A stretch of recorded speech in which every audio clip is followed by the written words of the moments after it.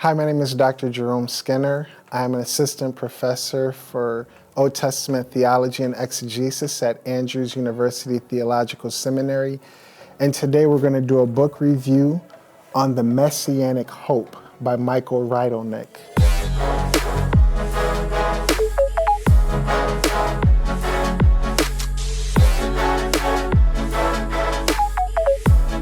It's actually the subtitle that grasped my attention and arrested me because he asked the question, is the Hebrew Bible really messianic? Now that could go in two ways, okay? It can be, yes, it is, or no, it's not, and here are the reasons. So I was intrigued to pick up and read this book. And something helpful from a book that I read a long time ago by Mortimer Adler called How to Read a Book, is he said, you should always read the table of contents to see where the author is trying to lead you, because usually most books have some type of agenda. And you should also read the preface where the author actually tells you what they're trying to accomplish. So I just want to read a quick sentence from the preface. It says, there is a growing tendency to see the Old Testament as an eschatological messianic text.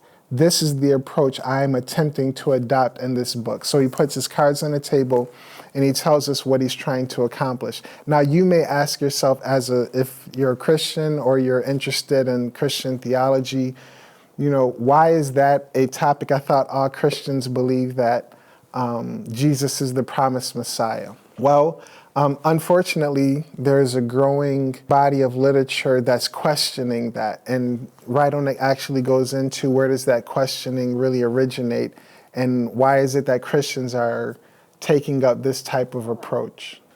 So what Dr. Rydlenik does is he starts from the definition of the term Messiah. Like, first, how do we know that Jesus fulfills this expectation based on what is written about this figure, the Messiah? So that's where he actually starts.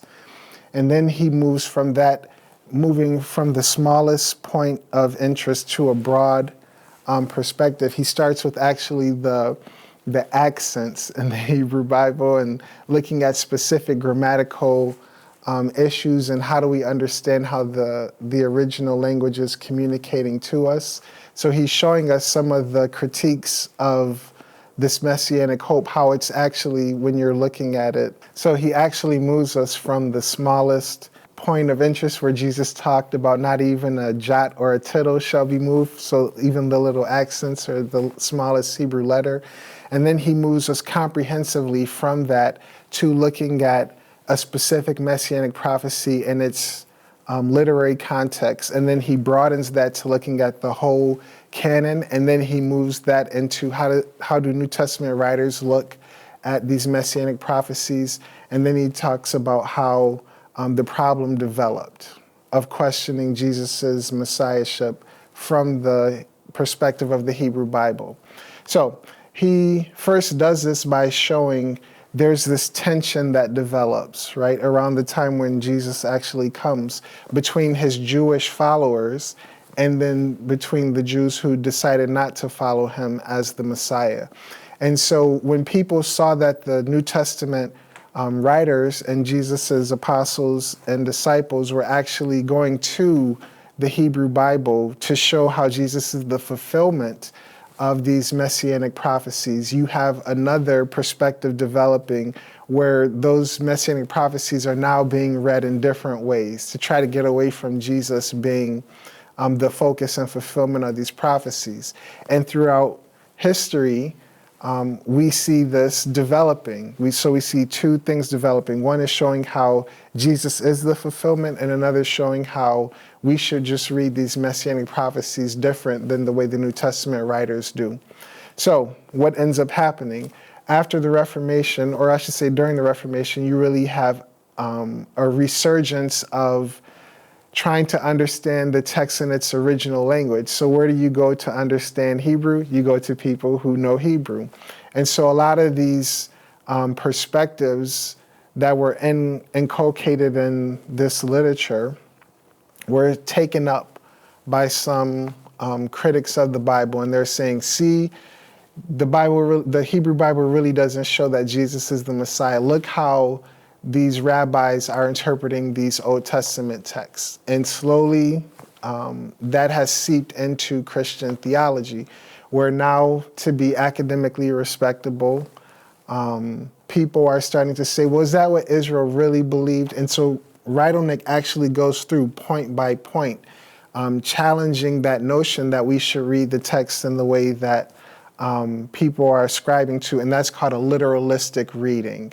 So to give you one example, Genesis 3:15 is not seen by some as a messianic prophecy about Jesus. It's seen as a story about how people became afraid of snakes.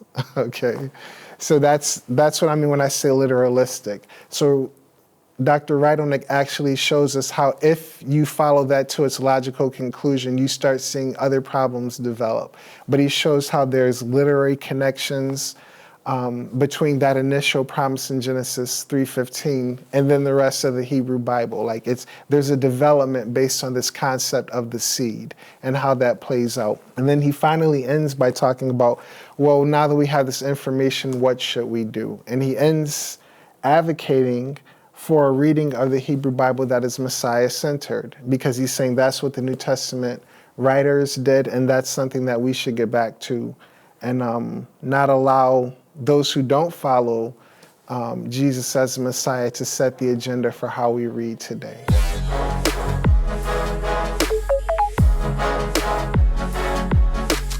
So one of the approaches to the study of the Hebrew Bible is to try to read it as an indifferent, unaffected scholar. In other words, you don't have any presuppositions.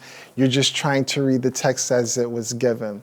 Well, when you read the New Testament, it actually tells you this is impossible, right? 1 Corinthians 2 says that spiritual things are spiritually discerned. So to try to take the approach that you're some type of uninterested observer, it's already problematic because everyone has some type of perspective. So when Rydlenik is talking about support for seeing Jesus as the fulfillment, he puts his cards on the table and says, this is my perspective. And one of the problems with those who do critique him is they're not clear about what their perspective is.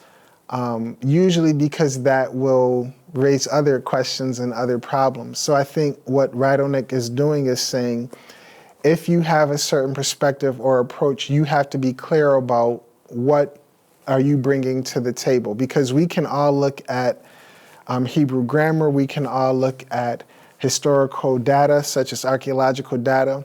How we look at those things is always informed by our presuppositions or by our approach. So most of the critiques try to critique his book on a point here or a point there without really saying, the reason why I'm critiquing this is because I don't believe in supernatural revelation from God. So if I don't believe in that, my reading of Genesis 3:15, my reading of Genesis 49, my reading of Numbers 24, and all these other messianic prophecies is going to be strictly trying to look at it as a historical document, which means I only look at how other ancient Near Eastern people around were writing about issues at the time. I'm not really thinking in terms of the trajectory that this specific prophecy is giving me about this hope, okay? So that's probably the biggest issue when it comes to how do we look at these issues that Dr. Rydlenik is addressing is what do you come to the table with? And I think the fact that he addresses that in this book is something that has to be addressed. The critiques can try to critique on points of grammar here and there, but until we really sit down at the table and say, okay, this is what I think, this is what I believe in general about the revelation of God, for instance, I don't think much of the discussion is going to move.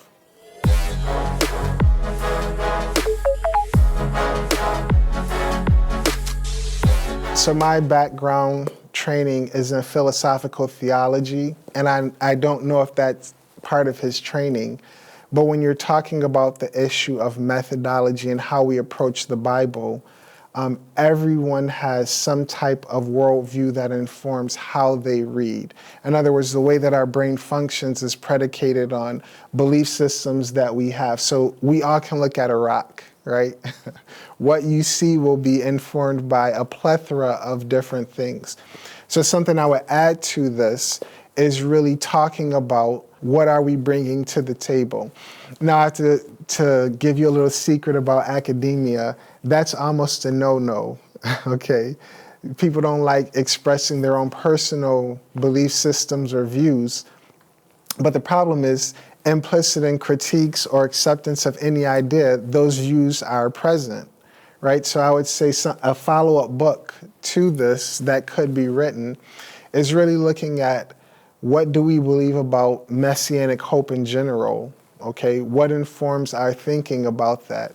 And for those who aren't Christians, I would ask someone to give me a compelling reason for their rejection of the Messiah. What Messiah are they rejecting? I think sometimes the way that Jesus is portrayed is off-putting, right? Because I think sometimes Christians paint him in a light where he's almost anti-Jewish. So that's going to have impacts for our Jewish brothers and sisters who may not accept him as the Messiah. Whereas if we show his Jewish roots, we show how he is fulfilling Torah, how he speaks positively about it, and what the real nature of the conflict in his time was, which was the leadership, not the Torah, I think that will give another perspective to really think through some of these issues. So I think if we're honest about where we're coming from and we're clear about it, at least people will say, okay, this is their perspective, this is my perspective, this is why we agree, this is why we disagree. And then we can actually have an honest conversation. But in academia, I don't know if that's the main concern as much as arguing over the jot and the tittle.